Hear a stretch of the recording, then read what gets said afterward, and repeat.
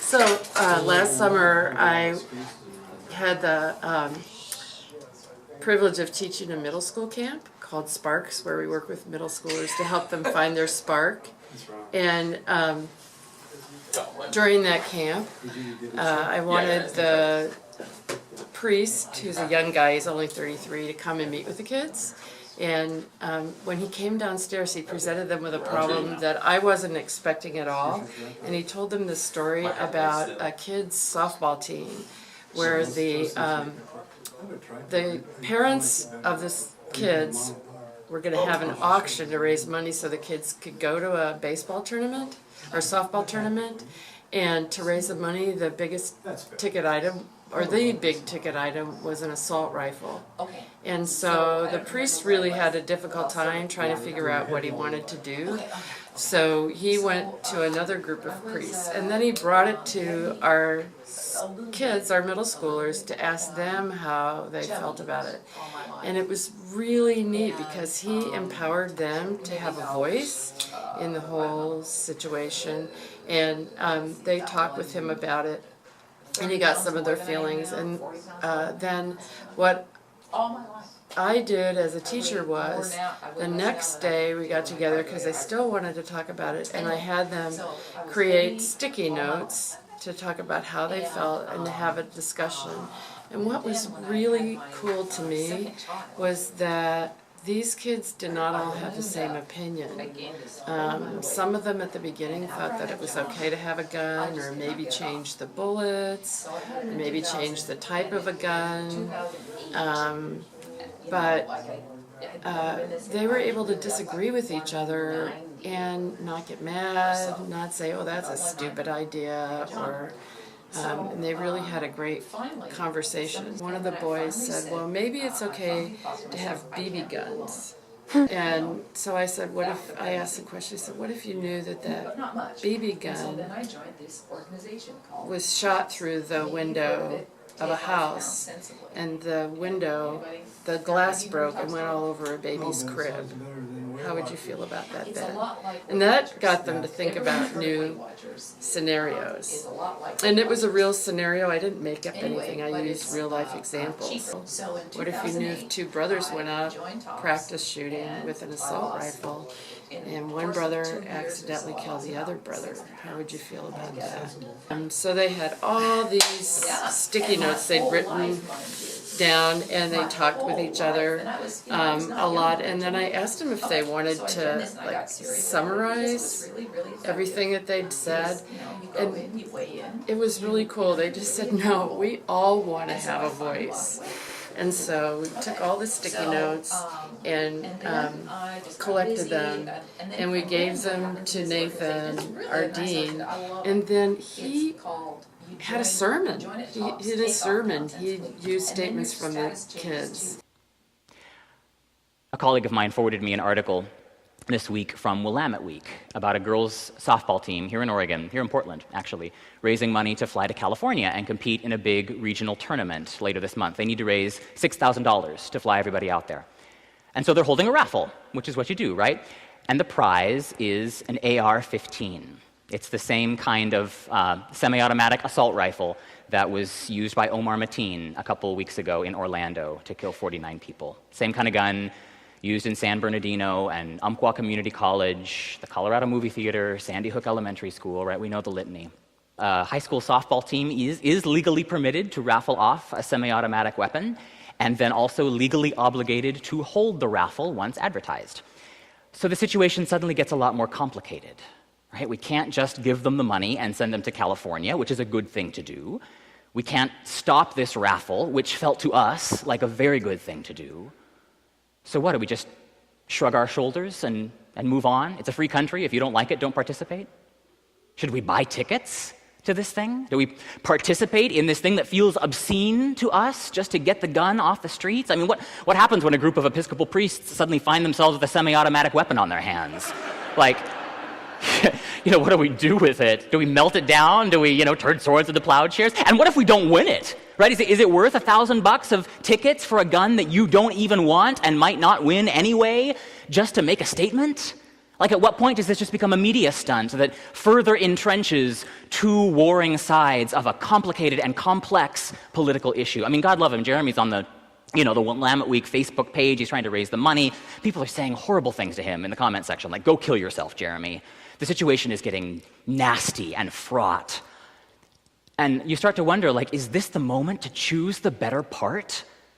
Like, maybe this is not a Martha situation anymore. Maybe it's time to take refuge with Mary at the feet of the Master and spend a little bit more time reflecting on what kind of a difference we want to make before we stride into these issues like the bumbling, well-meaning white people that we are, the people who want so desperately to make a difference and are so comically inept at doing it. Like, welcome to the Episcopal Church, right? We never met a high and mighty progressive moral stance that we didn't gravitate to like bees to honey drawn. So by Wednesday, I'm in kind of a quandary. There's, all of us are kind of arguing about this. There's a group of us who have mobilized to try to do something about this, and we don't know what the right response is. And I was chatting that afternoon with our Sparks campers, our 6th and 7th and 8th graders who are going out on service projects this week and next all around the city. And they were talking that day about the continuum between charity and justice. And I'd just come from a diocesan meeting where we'd been wrestling with this question of the raffle. I had not planned on talking about it with the kids. But these are kids for whom issues of gun violence are a daily reality, right? Not just a political football. Some of you probably remember the days of bomb drills in school during the Cold War. Our kids today live with the reality of lockdown drills. A guy with an AR-15 is like a daily reality in their lives. So kind of on the spur of the moment, I just kind of laid out the whole situation for them. We explored the issue from all kinds of different perspectives. What do you do faced with a situation like this? And I asked them this question, and it wasn't like a teaching moment. Like, I actually really meant the question. What would you guys do if you were in my situation? We took a night to think about it, pray about it. And they came back the next afternoon, and they wrote me notes. There's a lot more of these. I think they're going to be available in Coffee Hour if you want to see all that our kids are thinking about related to this issue. I just picked a few that I found helpful. Anna says, I feel scared, sad, hurt, shocked, angry, frustrated, disappointed, annoyed, and I feel the need to protect myself. As someone who is growing up in America right now, I am sad to see that people are still giving away these guns, even though they have been linked with mass hate shootings as of late. I want to be able to grow up and feel safe to go outside. I am aware that hundreds of people buy guns every day, but children raffling one off feels insane, inappropriate, and yet is somehow legal. It doesn't matter what kind of a gun it is. A gun is a gun. It's not where a gun will be shot. It's when. And this one really has stuck with me. It's not the gun. Sophia wrote this. It's not the gun. It's the potential violence. And then we asked one of the students, Stella, to write up something for our newsletter that goes out every week to the congregation. And it was so great because I don't think the kids have a voice a lot of the time. They don't in the cathedral, in our church. And so this was really an opportunity where they could have a voice, and one of the solutions they came up with actually did turn out. The priest wound up buying all the raffle tickets that were left, and he won the gun. I think this was a great kind of spontaneous, natural example of advocacy where the middle school students really got to have a voice about something that was important to them.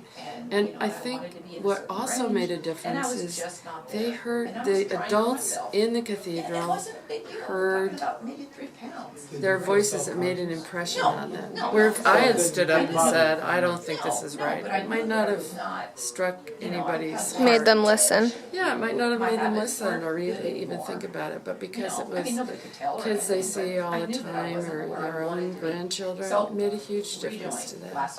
Do you think that the kids doing that would make it easier for them to advocate for themselves like later on? I do, because the reason why I started with the sticky notes first is because it gives you kind of a time by yourself to think. You know, some kids Yeah. are introverted. It gave them confidence to speak Right. more about it. This was a real life situation. It wasn't, I mean, I was thinking about this sometimes because I used to work in the schools. You try to make up a scenario for kids to respond to, and that's fine, but it isn't always As effective. as effective. And their voices impacted Nathan. You know, he listened to what they said. He could share that back with the other priests. It made an impact on me because they had great ideas and great opinions.